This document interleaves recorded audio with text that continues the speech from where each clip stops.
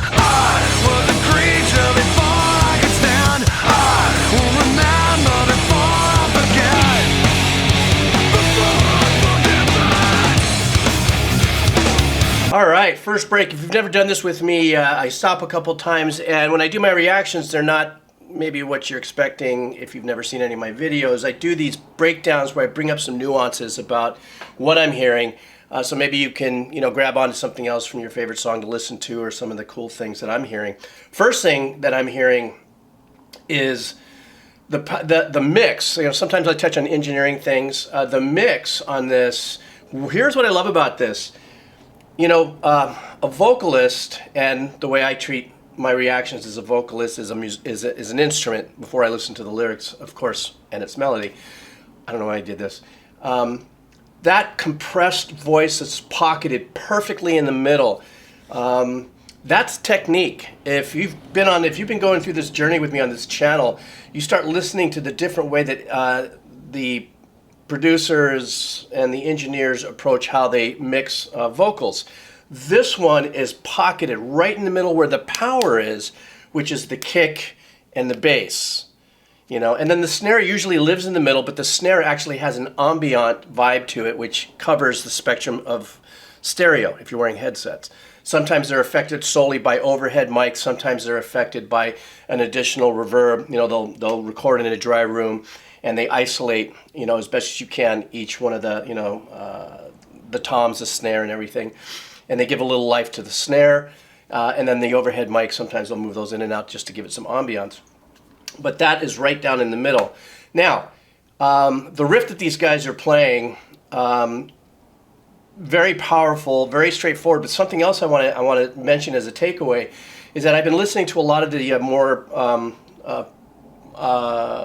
recent prog rock engineering and stuff like that, and a lot of it is really super hyper clean space in between notes. Sometimes it makes you think that maybe they're editing out tails or whatever the case is, and 95% of the time it's not. But what I love about this is that they're sitting there powering through their riff, and you could still feel that they're working their muting technique. You could feel the muting technique. It's like the difference between taking a line out from an amplifier, and going direct to moving air between a speaker and a mic. That's a little heavier and technical than I've really ever gotten on engineering, but this brings me back to my roots of engineering. This raw kind of vibe. Now, the pre-chorus I loved what the guitars did with the harmonics. Another great example of musicianship there and composition is they played what they played in that pre-chorus section, and they hit harmonics. You know, that I'm not going to try to recreate that with my voice, but at the end of every phrase they pop a harmonic on there. And then, of course, balls to the wall and the hook. And then, of course, the lead singer is just absolutely crushing it. I usually never say anything about the musicians because I just want to reiterate, any band or artist that I am reacting to, if I'm reacting to them, they're already epic. You know, I sing the praises of the musicians when I hear the unique arrangements that they put into it. And by the way, the lead singer, this is where he wins with me. I'm a Vans freak. I got a collection of Van tennis shoes, and I saw I got Vans. I just went, oh, that's it. Aloha. All right, let me go back. Let's play a little catch up, have some more fun.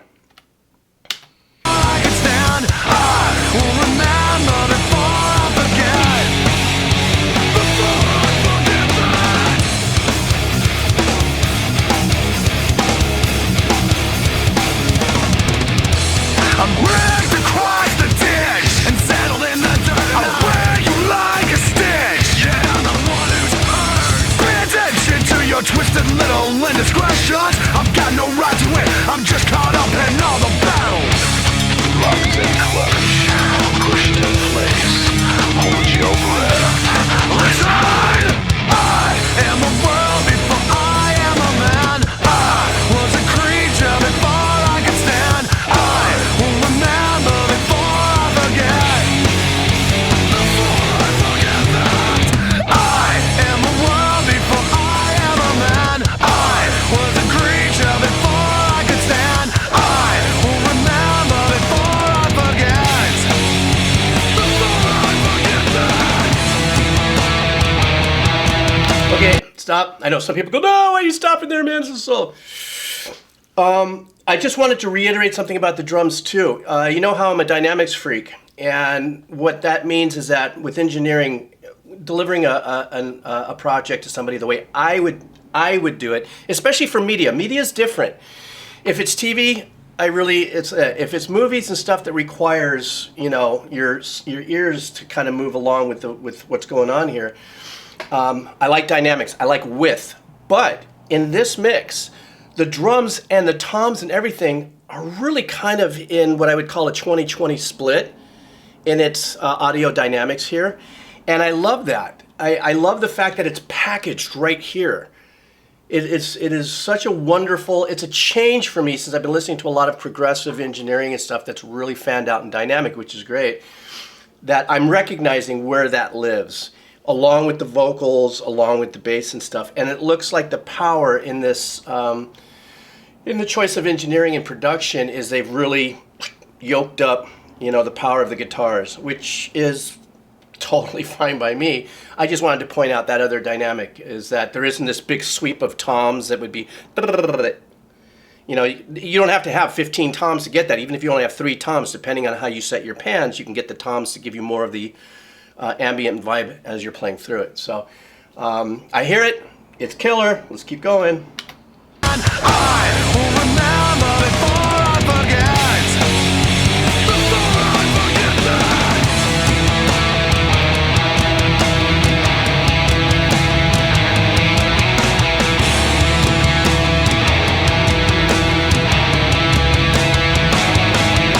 My end, it justifies my means.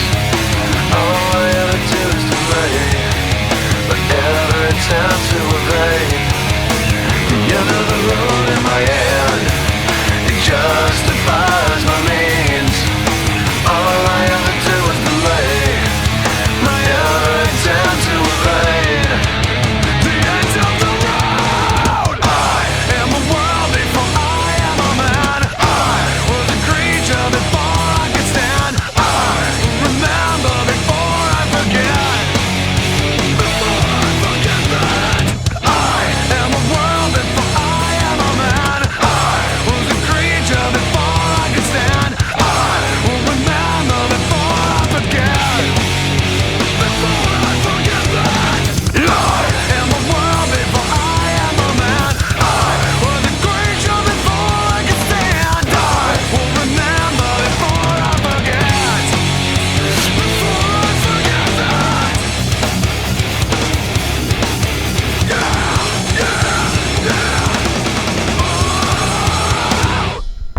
That's a sick way to end it. I love it. That was great. All right, so check this out. Another thing that I want to bring up about the vocals in the pocket where they sit. They're nestled kind of what I would call, if you're looking at it in a 3D context, and here's the band right here. Well, it's not easy to see how I want to do it, but you know, behind in the mix, not as behind in the mix as Maynard is in a lot of his Tool stuff, but you know, he's back in the pocket here. But something else that was really cool. It's just to me, this is what makes a metal band like this so pure. At least remember, this is the first song of theirs that I've ever heard, so I'm sure I got a shit ton of catalog to go through. But even the background vocals were also in that same pocket. They never ventured outside of, you know, that much of a stereo panning. And also, the lead singer, he's got a ripping voice already, but he did a little riff at one of those things that was not easy as a vocalist in the tone in which he's singing. And that caught me off guard. And I was like, wow, that's stupid. So I was blown away. Thank you so much for requesting this. You know how I do things here. I try to bring all the new bands that I bring into my reacts, and then once I get them in my system, then I cycle back and I'll pull up another one. So please leave me a comment on what you think the next track might be that I should check out from Slipknot. And thanks for the comments. Thank you so much for the subs. This is nuts. I've only been doing this for not even 3 months, and it's just a blast being able to hang out with you, especially during these really tough times. You know, a lot of anxiety in the world with what's going on in so many different ways. So I'm grateful to have robbed you of 10, 12, 15 minutes. If you're still here, type in "I'm still here" on the comment. That's kind of a fun one. It's kind of fun to see when people do that. Anyhow, thank you guys very much. Thank you guys for the cup of coffee. If you guys see fit, the link's down below. And yeah, all right.